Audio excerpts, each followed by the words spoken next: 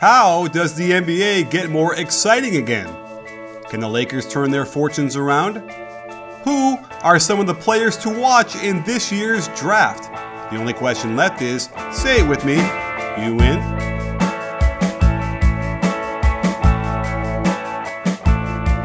Hey sports fans, Coach Nick here, and welcome to the B-Ball Breakdown podcast slash Periscope Live show. Today I'm really excited to have on Jordan Schultz, who is a guy who's going to help us break down all the stuff that's going on in the draft right now and all the different storylines. So, Jordan, thank you for joining us, and give us a quick shout out about where you're coming from and your background and what gives you all this great insight. Coach Nick, thanks for having me. I'm excited to be here. I've been covering the NBA draft for quite some time. Leaving HuffPost to join Yahoo Sports, which I have not announced officially yet, I guess, until now. So wow, breaking. Yeah, exactly. I'm sure so many people are excited about it. A Bleacher Report college basketball analyst and NBA analyst for SI Now. So kind of all over basketball, to say the least, I would say. Absolutely. You're all over that. You're all over Twitter. You're all over everything. And so I wanted to tap some of your expertise on what's going on in the NBA draft storylines as we're now morphing out of the insanity that is the NBA Finals or the NBA playoffs, I guess, all overall. Really quickly, though, I'm just kind of curious. Do you feel like this NBA playoffs has been kind of a dud this year? It's disappointing. As a basketball fan, I feel like the playoffs have been really just had probably the worst playoffs I can remember in at least 5 years. I think when you start to think about the issues we've had, it's been blowouts. And it's not that you haven't had compelling storylines. LeBron obviously trying to go back-to-back, KD trying to win his first championship. Obviously, San Antonio loses Kawhi Leonard. I mean, things have happened that have certainly not, helped in terms of the injuries, but and Tony Parker as well. But I think with the playoffs as a whole, we've seen more blowouts than we have, and since I think the 2001 or 2000 playoffs, you've also seen a wider margin of victory in the Western Conference. It's just disappointing because even as an NBA fan, you would expect somebody to rise up to the occasion, but it really hasn't happened other than the two teams we expected all along. That is true, and so part of me feels like I'm really excited that we got the rematch, although here we are, and it hasn't been as compelling, at least in the number of games going, as I'd hoped. But I guess I would agree with you. I guess the other thing is we've had so many insane playoffs in the last several years with like all these game sevens and these crazy back and forth games that it's almost like the law of averages. Here we are. We're going to have a dud where it's mostly exactly how it all played out. And I do think that it's time, rather than looking at what the Warriors did and how you might want to criticize that, you might want to say, well, it's time once and for all for the East to get their act together and put together some better teams, and then the West as well to some degree. But I think this is finally. It's been way too long since the East has been competitive, aside from LeBron. Yeah, I mean, since Boston won a championship, other than last year, I guess, or Miami, you could say to a degree, but that was a short-lived run too. So here's my thing with Cleveland as a whole. I think we've seen this is a very flawed roster. They don't have the versatility. They can't play small as much as Golden State, although nobody can, but they really can't. And then obviously not having a backup point guard has been a disaster. Darren Williams has been atrocious, has not scored in this series, 0 for 11.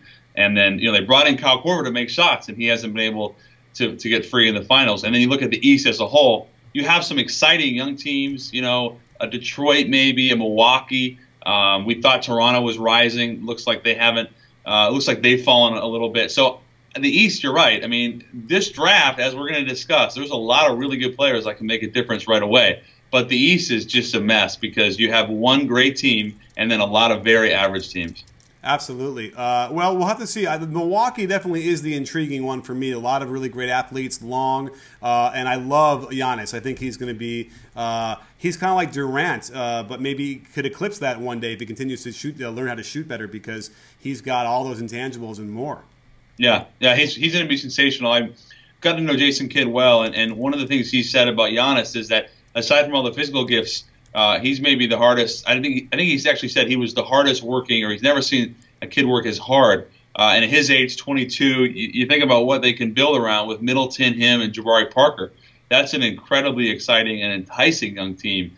But they're still 3 years away. And And I'm not sure what's going to happen with Cleveland in the offseason, but as good as they were this year in the East, they're still completely outclassed by Golden State, Nick.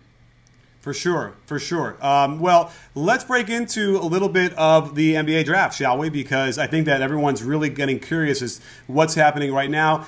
Perhaps the first storyline we could jump off on is I'm hearing some grumblings about the Lakers and who they might or might not pick. And it's gotten me confused because it seemed locked in that it was going to be Lonzo Ball. Maybe even the Celtics aren't going to draft Schultz. So what are you hearing? What is your thoughts on the top 2 picks? So here's where we're at. I'll start with Fultz because he is going to be number 1 pick, I believe. There was a sense all year that he was going to be the top pick. And then when Boston got it, it surprised everybody. And then people thought, are they really going to draft Fultz because they have Isaiah Thomas there and Bradley and Smart. But Fultz, I think, is the best player right now. His upside is there as well. He won 10 games on a terrible team this year. I don't put a lot of argument. I don't put a lot of stake in that argument, just like Ben Simmons last year, not winning games in college. Where it gets really interesting is that 2nd pick. We thought Philadelphia was going to be the wild card at 3. I think the Lakers really become the wild card at 2. Obviously they worked out Lonzo Ball yesterday. From what I've been told, they have significant questions of whether or not he's ultimately going to be a franchise cornerstone. And then obviously, I've said this, and some people would disagree, but I believe we're naive if we think, Nick, that LeVar Ball doesn't have any factor, because you think about Magic, you think about what this organization wants. They want to have a really healthy locker room, and when you're potentially your best player or one of your best players has a manager, an agent, a father who's constantly talking to the media, that could be a distraction. It's funny because I kind of felt like any team that would pass on Lonzo Ball because of the father would be silly, because he is that good. What's that? It could be a layer on top of everything else. Yeah, although the argument that's been posed to me is I kind of been moving a little bit closer in that direction where, because to me, first of all, Lonzo himself is not boisterous. He's not going to create any locker room issues. I don't think. He sounds like a really great teammate, nice kid, very smart, high IQ. And so, but I could get the idea that maybe with the father agitating, that could get some of the younger guys in the Lakers a little bit out of sorts. So I kind of understand a little bit more. I always try focusing simply on Lonzo himself and what his effect would be. So he's a wonderful player. There's no question. He plays the game at a different level, different pace than even a De'Aaron Fox or even a Markelle Fultz. The question marks I have personally, Nick, just from looking at his game, is he really good enough in the pick and roll? He didn't do a lot of it in college, and he struggled when he did. And then how is he going to go up against that elite quickness? We saw De'Aaron Fox in the tournament really bother him, and that's more of what he'll see in the NBA. I did ask a buddy of mine who's a coach at UCLA, an assistant there, about the pick and roll, because there's so few, there's no evidence of it. We don't know how good he is or bad he is at it really. And what he said was that the IQ level of Ball is so high that he had no doubt that he would be able to pick up stuff very quickly. Probably, I can only hope right now. I haven't checked on his workouts. I'm sure he's somewhere around around me working out. I can only hope he's working on pick and roll every day for a good hour and going over all the rotations and all the reads. But that was what they said, and I would probably tend to agree with that. He seems that smart where he could pick it up. And again, it's one thing to work out with the other guys in the summer and try and pick that stuff up, and another thing to actually try and do it in the NBA live. I think that's a pretty safe statement, right? Absolutely. And NBA defenses are so much more complex than something you see in the summer. You talk to guys, especially point guards, they don't understand the pick and roll typically until their 3rd or 4th year. They really start to read not just their guy, but then the big. That's the big one. So there's a lot there. And you mentioned the pick and roll for him. When he did run it, he wasn't particularly good, but it's such a small sample size. I would agree with you. I think he'll figure it out. He's got that size to see over the top at 6'6". He's a wonderfully talented player. And they have certainly LA a lot to think about because they can go in different directions. They can also go with the Josh Jackson, pair him up with Brandon Ingram. They can trade Jordan Clarkson. They could try to move Russell over to the 2. There's a lot to think about. And while your mouth is watering thinking about all the Lakers' possibilities, it should make you want to get into your kitchen and start cooking. And that's where our friends over at Blue Apron come in. Blue Apron is a great service that delivers all the ingredients you need to make a delicious gourmet meal. It was really cool to open the box and find all this high quality and fresh food clearly marked and really easy to follow directions. My daughter and I had the best time making shrimp and shiitake mushrooms one night and seared chicken with squash and garlic rice the next. It was great that they included the tiny bottle of hoisin sauce with the exact amount you needed. The food itself is fantastic, and I certainly impressed my wife with the seared salmon and glazed carrots and saffron yogurt sauce. Nothing takes more than 40 minutes to make, so fire up my podcast while you cook and get ready to impress your girlfriend, boyfriend, significant other, or family members who will be sure to kiss the cook after tasting a Blue Apron meal prepared by you. Get your first 3 meals completely free by going to blueapron.com/CoachNick to dive into a world of easy, fresh, gourmet meals that come right to your door. I know I'm in. And I did a video on how they would fit together, Ball and Russell. I'm pretty excited about it. It kind of harkens back a little bit towards the the big backcourt of either Penny Hardaway and Nick Anderson, or you're talking kind of like Jordan and Harper. That's the funny thing is we don't know about the defense either. Russell's defense doesn't seem to be that stellar. I think that that Ball could be a really good defender. He has the tools. I just don't know if he can really do it and learn it and pick it up. Well, I think that's the biggest issue. But as far as his approach to the game, it seems like he could be a pretty good defender ultimately. Yeah, the length is incredible, the quickness, the anticipation. But and this is again just being a freshman in college. And there were points when you watched him closely last year where he'll just fall asleep on possessions, and that's okay. I mean, that's going to happen. Fultz does the same thing. In fact, I would argue Fultz did even more. But he'll have to be, regardless of where he ends up. To your point, Nick, he's got to be in a system, Lonzo Ball, that really allows him to develop. Forget the offense as a defensive player, because eventually he could be a weapon. For sure. Well, let's move on to another player in that draft who's on the top there. I don't know. There's a long list, and we have we're getting a sense of like where that's going to go. Who would you want to pick next to kind of look at? I think Josh Jackson's super intriguing. For me, this is the best, highest upside guy in the draft. I think he's so fascinating. There's a lot of Kawhi Leonard there. I see it. 6'8". His jump shot is an issue, but it's not a problem. Like, I think he'll figure it out. It's not like a De'Aaron Fox where you really question it. But he can guard 3 spots, maybe 4. He's young, obviously just 19, and he's somebody that you could see in that new age NBA where you could put him next to a Brandon Ingram, or if he ends up in Philly, wherever, he'll fit into whatever you need. He's such a versatile player. So that's fascinating. And then the other guy in that conversation, who I don't think is going to end up going higher than 3, is Jason Tatum from Duke. Another one of those rangy wings, can score on all 3 levels. He's got a little Paul Pierce to him. He's a fascinating talent as well. Yeah, I was intrigued because I had come in with a complete blank slate with Tatum going through the footage. And it's weird because what you try and usually do is say, okay, who does he remind you of? And you mentioned like a Pierce. Tatum to me seems a little bit more chiseled, right? A little bit more of an athlete to some degree. I kind of almost felt like maybe like Rudy Gay. Is that like a comparison? I think Gay is more of a, kind of that he'll lull you to sleep quickness. You're not expecting him, and all of a sudden he'll go down the lane and just dunk over everybody. There's some of that there too. And Gay and Tatum are also bigger than Pierce, more of that 6'8" than Pierce 6'6". Right. The thing about Tatum is I still don't think Gay particularly handles the ball well. Tatum can handle the ball and really score on all 3 levels. Like when Gay came out, he was one of the best players in the country. He goes to UConn. He's never. The argument with him is he's never really become and utilized all those skill sets. Tatum is already a polished offensive player, and you saw down the stretch it was him they were going to, not Kennard or Grayson Allen. So he's a fascinating talent, like I said. Absolutely. Well, the one thing about Josh Jackson, I did a video of him too, and I do see a lot of the tools, and I could see how they'd say, somewhere between like Andrew Wiggins, just because of the Kansas connection, and then like KD, like, that kind of athlete, I suppose. He's sort of in that range. And I do notice, and it's funny, what I did point out in that is that it's a real simple thing, I think, with his jump shot, is that he doesn't get his wrist flexed back early enough. And so he's in the middle of doing that as it's on the way up. And if you're listening, Josh, like that will help you, I think, pretty quickly. And I would suspect if he could iron that that out, and the teams really couldn't sag off him too much, then yeah, it seems like he would be. Do you think that he has enough aggression to be able to be a big time scorer in the NBA?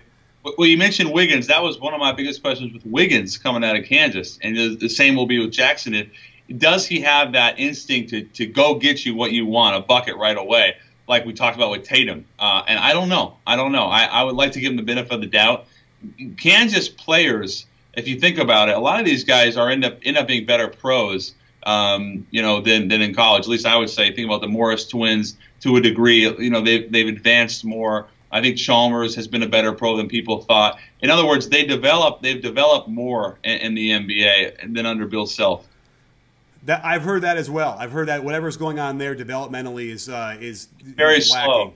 Yeah. And by the way, it's the same in Kentucky, where they all come out sort of not really knowing how to play the game, and it just after they figure some things out, they really kind of blossom, which is a fantastic segue to De'Aaron Fox, because now here's a guy who I hadn't seen at all anything from him, and when I dug into the footage, every clip I saw got me more and more excited about what the possibilities are for him. Maybe even more than the other two, maybe even more than Ball and Fultz. What's your feeling on Fox from Kentucky? I am such a big fan of this kid, Nick. I think when you look at De'Aaron Fox, there's everything but the jump shot. Let's just put that aside for 1 second. He's extremely competitive, elite quickness, incredibly long, good in pick and roll, unbelievable in transition, can guard both guard spots, and he's a pit bull. I mean, he's tough, and he'll pick you up full court. He doesn't tire. He's relentless. So you think about a guy like that is like a Patrick Beverley, except Fox has a ton of more tools. Actually, Beverly's a better shooter at this point, but Fox is only 19. And I've talked to people around the league that believe ultimately he could be the best point guard in this class. Some people actually think he maybe has even more upside than a Markelle Fultz to a degree, especially because defensively he's so special and he can really get after you. Now the jump shot is a concern, and you talked about Jackson with the jump shot. The issue with me with Fox, he just seems so tight. It's not a fluid motion, and that's why he shot in the 20s from three, and that's probably why he's not going to. He doesn't play a ton right away because he can't shoot it. I'm interested to see your take on that. I was studying his jump shot because to me it looks really nice. Like the mechanics of it look, like I don't see any major issues, no hitch, right? I mean, I guess it's like to me it was almost more like. There's something with the release. It's coming off with the wrong finger or the position of the hand. It's kind of a too much flick almost. It's not soft.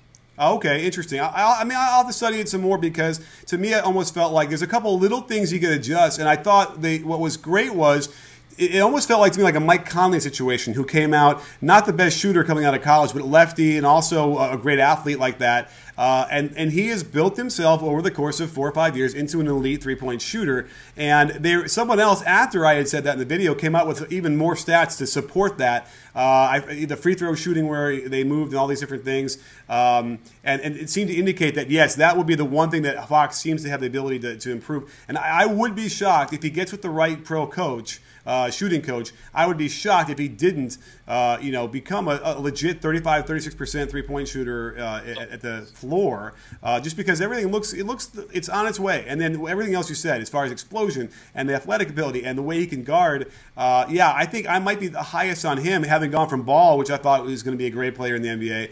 I might think that Fox for the NBA is best suited than any of those guards.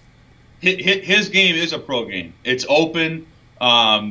He in the course of any 2-game season, as a rookie even, I think he would improve significantly as he got more reps, because the speed of the game for him is already so special. And that's why I think people have told me it's probably that reason, and maybe others, but that reason mainly why he could potentially be the best player in this class, maybe the best point guard. And he's competitive. I want to go back to that because you saw what he did to Lonzo Ball in the tournament. I mean, he not only did he destroy him, but it was a difference and a different speed they played at. And that, to me, is why I like Fox better.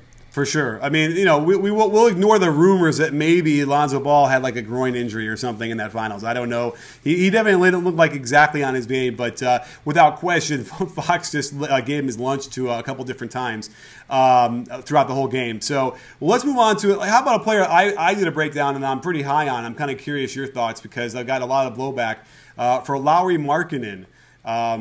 Here's a guy who looks to me like a guy who could be like an athletic version of Dirk. And yet people are really concerned about his defense.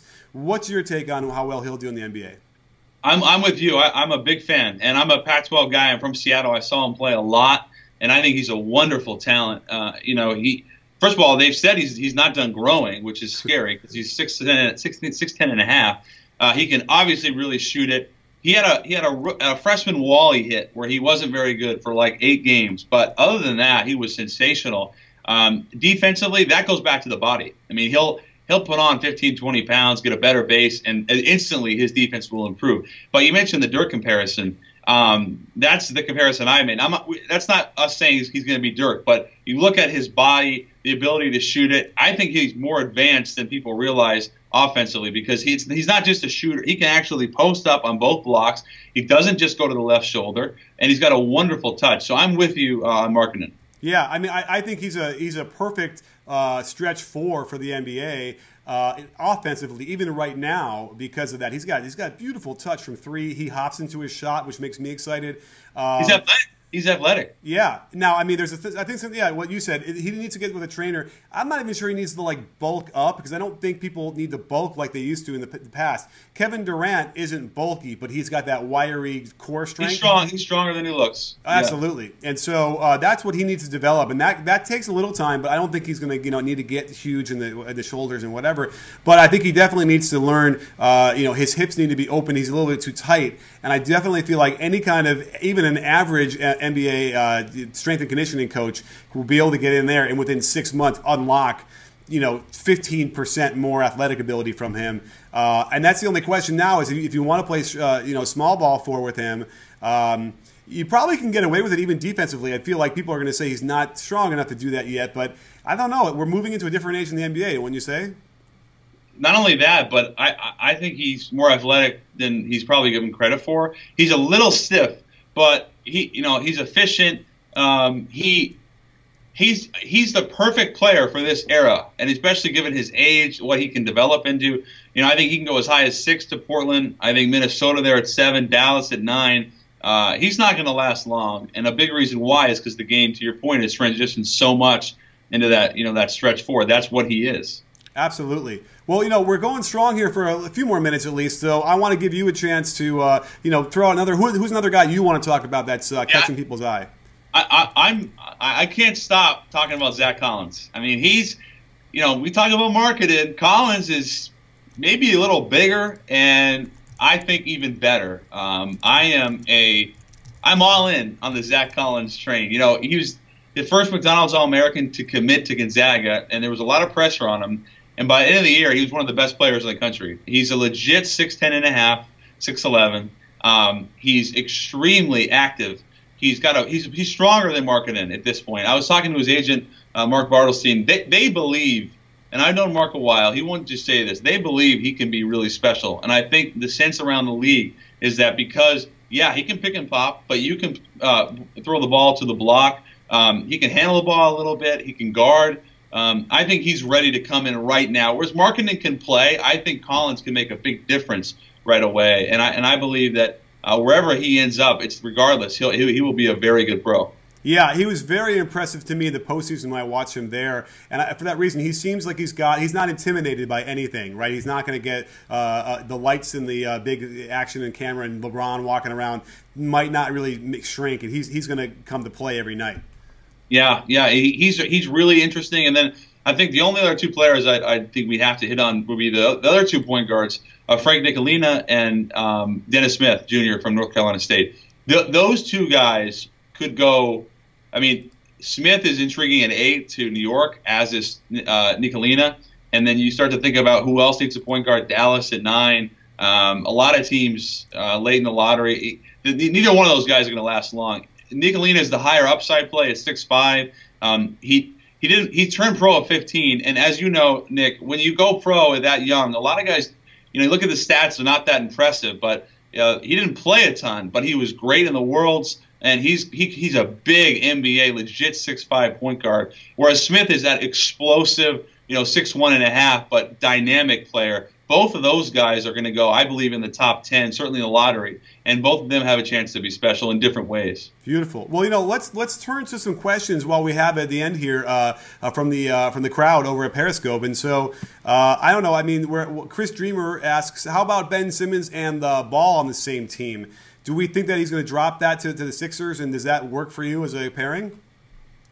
Well, the Lakers have been tight-lipped about the workout yesterday that they had with Lonzo, and I think they'll probably remain that way. If he ends up with Philly, it'll be really interesting to see what happens with Ben Simmons, because they've made it very clear, Philly, that they want Simmons to really be on the ball. So I'm not sure how that would work out. I think both those guys are so talented they could figure it out. But think about the length they would have potentially in the backcourt with Simmons at 6'9.5" and Ball at 6'6". That's a scary 1-2 punch. And both those guys are great passers. Oh, yeah. Well, then you throw Embiid out there, the center spot, and, Sure. and they have a really fun team. I think that, what's funny is I kind of feel like Ball is one of those quintessential shooting guards who has great vision. I really do. I feel like he's a beautiful catch-and-shoot spot-up guy. He doesn't do the pick and roll a lot, at least in college. So I almost feel like, I know he runs the break really well and he sees the floor beautifully, but that's why I feel like, gosh, he's the X factor there that could play off the ball more so and still thrive. So I'm curious. If you look at Golden State, they similar, different, but with Clay, like he'll be on the ball at times and he'll initiate and he'll run like a stagger, or they'll run a high horn set. Basically, the idea is that with that size and the ability to handle it and shoot it. Now, Ball has that funky shot. He's great as a spot-up guy. You do wonder whether or not he'll be able, to wind it up and in the pick and roll or on the pull-ups, because he didn't shoot the ball well from the free throw line very, very well this year. So that's my question mark with Ball. But even with that funky delivery, his numbers are pretty good from a shooting standpoint. They are. And I think the only issue he has is going to his right to pull up. But you know what? Everyone shoots a floater now anyway, unless it's a three. And he can just cross over before he pulls and then figure that out. Let's see here. There's another question coming up right now. Is Steph Curry underappreciated this series because Durant is overshadowing him? Well, that's an interesting question as we shift back over to the NBA. I asked that question earlier to a Warriors beat writer because clearly it seems like KD is the MVP of the finals. But what do you think about that? Who is the better player? I think Durant's the better player, and I think he's been MVP. He's been unbelievable in the finals. But Curry makes that team go. I mean, make no mistake. He's still he has the keys to the car. He's the one handling the ball, making the decisions. I mean, obviously Draymond will and Clay will and KD will, but ultimately Curry's got to be great for them to win. At least got to be really good. And he's big. If you look at the numbers, this is the best he's played in the playoffs throughout his career. Certainly very similar to 2 years ago when they won it. So I think he's been underappreciated a little bit, but that's part of the beauty of what Golden State's done. When they recruited Durant, Clay and Curry told him, hey, this is an egoless team, or at least as close as you can get at this level, and we just want to win. And obviously it's worked. Okay, absolutely. Well, last question in the last 30 seconds we have. Adrian asks, what do the Heat look at in the draft, and what do they do this summer? And that's an interesting question. And the Heat at the 14th pick. Yeah. Well, I mean, if Collins is there, that would be awesome for them to pair him alongside Hassan Whiteside. But they drafted Justice Winslow, and I know a lot of Heat fans are disappointed in him. I'm not willing to give up on him yet. I still think he can be a very good NBA player, a productive NBA player. But they're one of those teams that at 14, I would imagine they would go best available and not just limit themselves to a big or whomever they would target. I think best available at 14. A couple of guys out there, and one of them I'd really highlight is Luke Kennard. I don't know if he'll be there at 14. He's really risen. I know New York likes him at 8. That's about as high as he could go. But Kennard, I think, would be a wonderful fit in Miami because he's 6'4.5". He can handle the ball. He can really shoot it. And he's a great player. And he would be somebody I would look at 14 for Miami. Wow. All right, we'll have to keep our eye out for those Dukies to see if they can, do better in the NBA than they have in the past. So, interesting, lots of interesting stuff, terrific insights in the college game. You're really helping me out because I've been so busy. I haven't had a chance to look enough on that stuff, and I'm going to dive in pretty soon. So, everybody, check out Jordan's stuff over on Twitter. You can see the name on the screen. And thank you so much, Jordan, for coming on. You'll have to come on again. We'll check in with you after the draft. Sounds great. Coach Nick, I appreciate the time, man. You got it. And don't forget, sports fans, at B-Ball Breakdown, we're not a channel, we're a conversation. You win? Are you in, Jordan? I'm in.